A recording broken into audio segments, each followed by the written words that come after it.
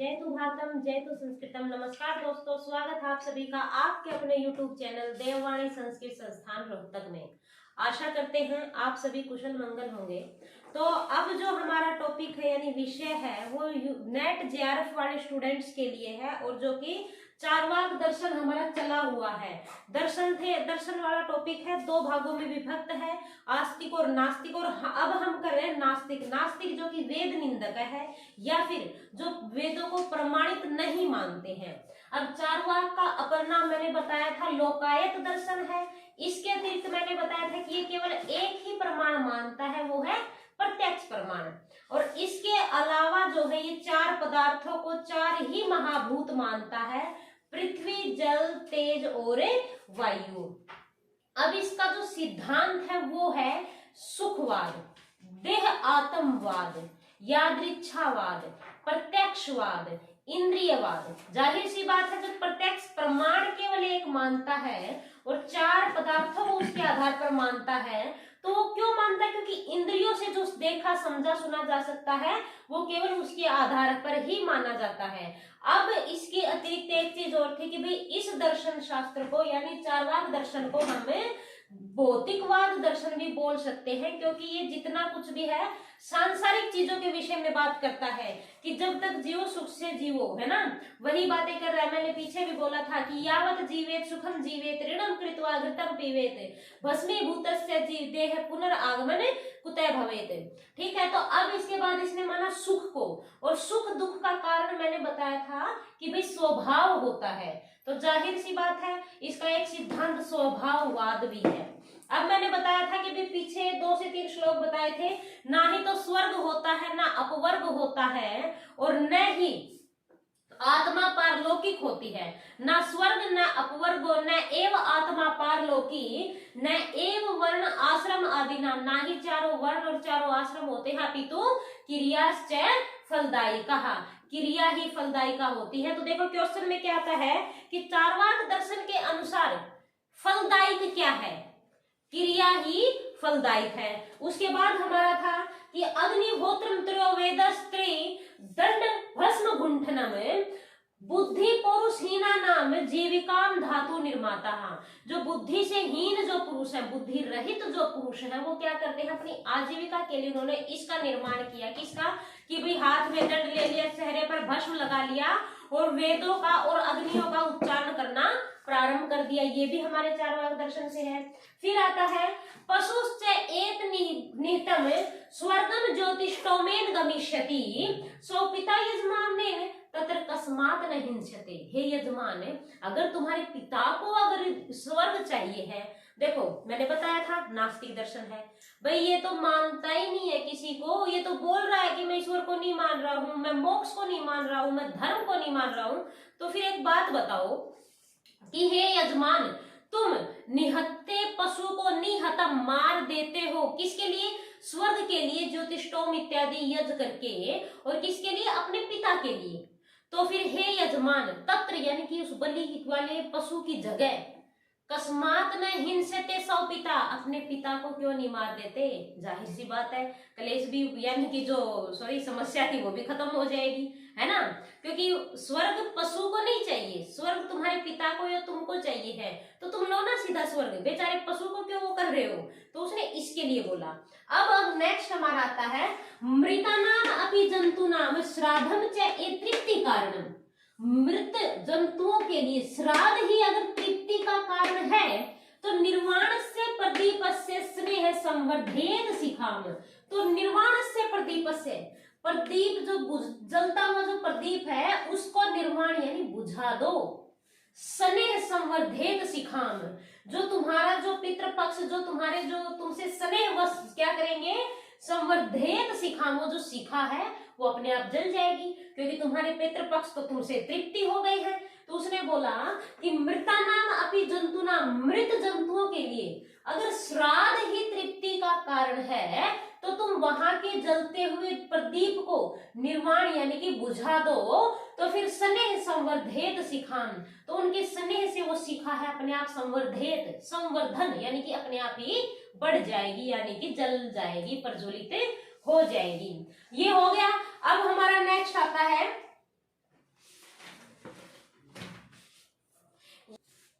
देखो इसने क्या बोला, पहला हमारा हो गया कि मृत जंतु अगर श्राद्ध से उनका तृप्ति का कारण होता है तो दीप जलते हुए दीप को निर्वाण यानी बुझा दो, तो उनके सने से जो शिखा यानी कि जो उसकी लो है वो अपने आप संवर्धित यानी बढ़ जाएगी।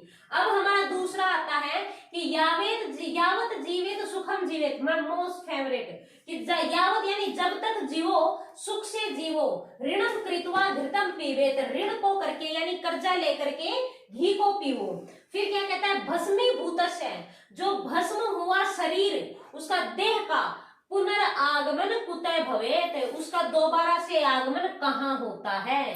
तो चार्वाक दर्शन का मानना है कि आराम से रह लो, सुख से रहो, क्योंकि सुख ही स्वर्ग है, दुख ही नरक है। जीव तो जल में बुदबुदवत है यानी जल में बुलबुले के समान है, क्योंकि आत्मा तो चैतन्य विशिष्ट देह एवं आत्मा, चित्त की विशेषताओं के साथ ही आत्मा है, ठीक है ना। मोक्ष तो उसको चाहिए नहीं, उसका तो परम पुरुषार्थ ही काम था, है ना। फिर इसने पूछा कि यदि गच्छेत परम लोकम, यदि चला जाता है, गच्छेत यानी चला जाता है, परम लोकम दूसरे लोक में या दूसरे शरीर में, देहात अगर या फिर दूसरे लोक या फिर दूसरे शरीर में वो चला जाता है, ऐसा है विनिर्गत है, वो वापिस क्यों नहीं आ जाता। कस्मात भूयो न च आयाति, कस्मात यानी किस लिए, भूयो न च आयाति, वह आ क्यों नहीं जाता है। बंधु स्नेह समाकुला, अपने बंधुजनों के प्रियजनों के स्नेहवश सम आकुल यानी कि रोता हुआ बिलखता हुआ व्याकुलता के साथ देख करके वो वापिस क्यों नहीं आ जाता है। यदि परलोक में गया हुआ शरीर जो है वापिस आ सकता है तो वो क्यों नहीं आ सकता, क्योंकि उसके बंधुजन रो रहे तो उसी शरीर में वापिस आ जाए। बात तो इसकी भी ठीक है, लेकिन अब क्या कर सकते हैं, नहीं मान रहा अभी, क्योंकि ये बहुत टेढ़ा हो गया, बोल रहा है नहीं मानूंगा, क्यों नहीं, इसके पास साक्ष्य भी है कि अगर है परलोक तुम्हारा, अगर तुम्हारी आत्मा है, अगर तुम्हारे अकॉर्डिंग अगर मैं मान लूं कि भाई किसी के शरीर में दोबारा से जन्म लेगा, हमारी आस्था है, फिर ये हरामी बोल रहा है कि नहीं मैं तो नहीं मानता, क्योंकि अगर वो ऐसा कर रहा है तो तुम लोगों को रोता हुआ देख करके वो इसी में क्यों नहीं आ जाता, आना तो उसको वहां भी है तो यहीं आ जाए। बात तो उसकी भी सही है, अगर श्राद्ध उसकी तृप्ति का कारण है तो फिर ये जो उसका दीपक है उसको बुझा दो, वो फिर अपने आप नहीं जला लेगा, क्योंकि उन्हें तुमसे प्रेम है ना। तो ये सारी बातें वो बोल रहा है। इसके अतिरिक्त देखो मैंने बताया था कि चार्वाक दर्शन एक नास्तिक दर्शन है, इसका अपर नाम लोकायत दर्शन है। इसके जो प्रतिनिधि इसका ग्रंथ है वो है भारस्पत्य सूत्र, इसका जो प्रवर्तक है वो है बृहस्पति। प्रमाण बताया था एक ही मानता है, वो है प्रत्यक्ष प्रमाण। और इसके अतिरिक्त भाई जिसको यानी कि एग्जाम के लिए मोस्ट इंपोर्टेंट है, एक एग्जाम का नजरिया बताऊं तो क्या होता है, अपने एग्जाम में क्या चीज आती है, भस्मीभूत से देह से पुनर्आगमन, ये चीज हमारे एग्जाम में आ गई। यहां पर इस लाइन को लिख करके पूछेंगे कि यह किस दर्शन से लिया गया है, समझ रहे हो आप। तो ये कौन से दर्शन से है, चार्वाक दर्शन से गृहात है। अब अगर इसने पूछ लिया कि बंधु स्नेह समाकुला, हम तो कंफ्यूज हैं, क्या पता कहां क्या कहीं और भी ये लाइन मिल जाए। लेकिन अगर हमें ये चीज कंठस्थ याद है, जो कि मैं बार बार बोल रही हूं कि भाई बंधु स्नेह अगर समाकुल है तो यानी कि वो चार्वाक दर्शन बोल रहा है। अब इसमें से आ जाओ कि स्नेह संवर्धित सीखा, ठीक है ना, स्नेह से संवर्धित सीखा। फिर आता है मृतानाम जंतुनाम श्राद्धम अतृप्ति कारण, या फिर ये तो मोस्ट यूं लगा लो कि पॉपुलर हो चुकी है, इतना तो इसका कुछ पता नहीं मुझे, लेकिन कोई वो नहीं है, कुछ भी उठा करके दे सकते हैं। तो देहात ऐसा विनिर्गत है, ठीक है ना। तो हमारे या फिर यदि गच्छेत परम लोकम देहात, तो हमारे एग्जाम में ऐसे चीजें आती है और हमें ये नहीं पता होता कि नेट के एग्जाम में संस्कृत में कि कहां से क्या चीज उठा रखी है, चीज यहीं से है। बस दिक्कत ये है कि हमें मैटर का पता नहीं होता कि करना कैसे है। इसके अतिरिक्त मैंने बताया था कि भाई प्रमाण मोस्ट ऑफ इम्पोर्टेंट है कि प्रत्यक्ष प्रमाण मानता है, परम पुरुषार्थ एक मानता है, हालांकि पुरुषार्थ 4 होते हैं लेकिन ये पुरुषार्थ 2 मानता है, क्योंकि धर्म को नहीं मानता, नास्तिक है, वेद निंदक है। ये जो है ईश्वर को आत्मा को ही शरीर बता रहा है, देह एवं आत्मा है। इसके अतिरिक्त ये बोल रहा है कि भाई जो इसके अतिरिक्त इसने बताया था कि ये परमात्मा आत्मा को कुछ नहीं मानता है ना। फिर इसने बोला कि भाई पदार्थ जो है वो चार है, पृथ्वी जल तेज वायु, क्योंकि उसको आकाश समझ नहीं आ रहा है। इसके बाद इसने बताया कि भाई महाभूत भी चार है, और जो प्रत्यक्ष प्रमाण है वो हमारी ज्ञानेंद्रियों के द्वारा पता चलता है कि वो प्रत्यक्ष है। ज्ञानेंद्रियां 5 हैं, आंख, कान, नाक, जीभ और त्वचा, ठीक है ना। या फिर श्रोत्र, त्वक, चक्षु, जिह्वा और घ्राण, घ्राण यानी नासिका। अब आता है कि भाई इसके जो 2 राइटर हुए हैं, देखो अगर किसी को लेना है ये लिखना है तो एक बार स्क्रीनशॉट ले सकता है। अब मैं बताती हूँ जो इसके राइटर हैं। पहला यूं मान के चलो कि भाई एक है तत्वो पल्लव सिंह, जिन्होंने लिखा अजीत केस कंबली, ठीक है ना। तत्वो पल्लव सिंह जो कि अजीत केस कंबली द्वारा लिखा गया है, तत्वो पल्लव,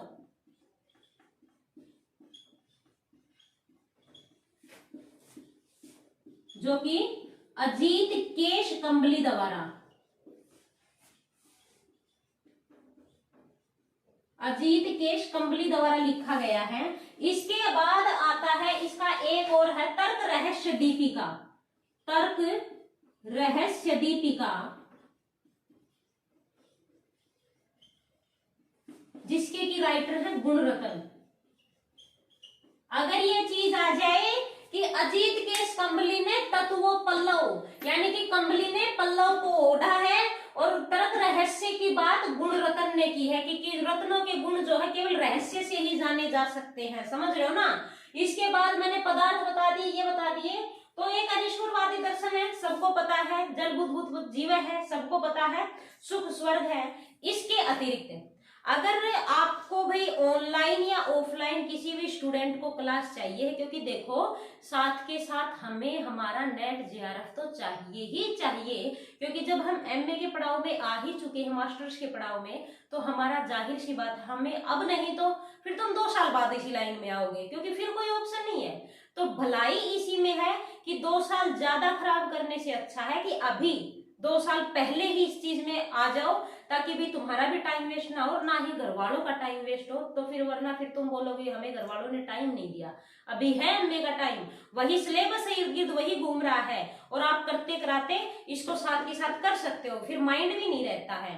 तो आप आओ, या फिर ऑफलाइन या ऑनलाइन, साथ के साथ अपने इस चैनल को लाइक शेयर सब्सक्राइब करना ना भूले, क्योंकि आपकी इसी वजह से जो है हमें मनोबल मिलता है ना, समझ रहे हो ना। और अपनी जो है ना डेमो क्लास भी आकर के लेने का प्रयत्न करो। तो आज का अपना चारवाक दर्शन, जितना भी चारवाक दर्शन था मैंने अपनी तीनों क्लासेस में कंप्लीट करवा दिया है। आगे हम बौद्ध दर्शन प्रारंभ करेंगे। जय। देखो अब हम क्या करते हैं, अगर हम एमए के साथ साथ अगर हम अपना नेट जेआरएफ निकाल लेते हैं, मोस्ट इंपोर्टेंट बात ये इसलिए नहीं बोल रही कि तुम मुझसे कोचिंग लो, समझ रहे हो ना। ये एक खुद का एक एक्सपीरियंस है, जो एक हर स्टूडेंट जो है खुद के अंदर लेकर के इसको चलता है। तो मैंने भी ये चीज फेस की है, तो मैं आपको भी इसीलिए बोल रही हूँ कि भी जो एमए के स्टूडेंट हैं वो साथ की साथ तैयारी कर लें, क्योंकि घर वाले भी एक समय तक ही आपको दे सकते हैं, समझ रहे हो ना। वो कहाँ तक देंगे, अगर गरीब हैं तो वो वैसे ही बेचारे सोच रहे कि चलो ठीक है अब तक हो गया, फिर शादी वादी अपना खुद देखेंगे। तो फिर तुम्हें खुद देखना है, तो घर वालों के साथ कुछ अच्छा करना है, तो अपना जेआरएफ निकालो, पर मंथ के 35,000 रुपए लो। और जब तुम्हें ये बात अभी समझ आ रही है तो तुम आप बहुत सारे प्रॉफिट के साथ हो, क्योंकि तुम्हारी फैमिली को भी एक ऐसा चाहिए कि भाई खुद का कुछ खुद कर ले, हमारा भले ही रहने दे, क्योंकि घर वालों को हमसे उम्मीद नहीं होती, बस उतना है कि भाई खुद का पेट भर ले, इनफ है, ठीक है ना। तो अपना जेआरएफ करने का प्रयत्न करो भाई, साथ की साथ ये एक पर्सनल वो है, एक्सपीरियंस है। और इसके अतिरिक्त एक बात मैं और बताती हूँ कि जो जून में जो एग्जाम होगा, तो अब हमारे पास केवल 2.5 से 3 महीने तो है ही नहीं, क्योंकि सब बच्चे होली में लगे हुए होंगे। तो होली वगैरह को तो देखो ये हर साल त्योहार आता है, लेकिन अगर 1 साल चली गई यानी कि हम बहुत पीछे चले गए, समझ रहे हो ना। तो अपना टाइम वेस्ट मत करो, कुछ बच्चों के एग्जाम हो चुके हैं, कुछ के होने लग रहे हैं, तो अपना जो है जेआरएफ का टारगेट लेकर के चलो, और क्लासेस को रेगुलर जो है ना देखो भी और पढ़ो भी, ठीक है ना। 4 महीने, अगर 3 महीने तुम रेगुलरिटी एक बार बना लोगे ना, तुम्हारी लाइफ सुधर जाएगी, तुम्हारा पीएचडी में एडमिशन हो जाएगा, जेआरएफ हो जाएगा, और फिर तुम आगे असिस्टेंट प्रोफेसर के लिए, जिसकी तुम तैयारी अब कर रहे हो एमए में, मास्टर्स, तुम उसके काबिल बन जाओगे। तो इतना ही है कि भाई थोड़ी बहुत है ना मेहनत साथ के साथ कर लोगे टाइम वेस्ट करने के बजाय, तो मे भी ज्यादा बेटर रहेगा। तो सोचती हूँ कि इतना इनफ हो गया होगा, वरना तुम्हें भी लगेगा कितना मैडम बहुत बोलती है या फिर बहुत उपदेश देती है। चलो कोई नहीं। तो फिर जय तु भारतम, जय तु संस्कृतम, धन्यवाद।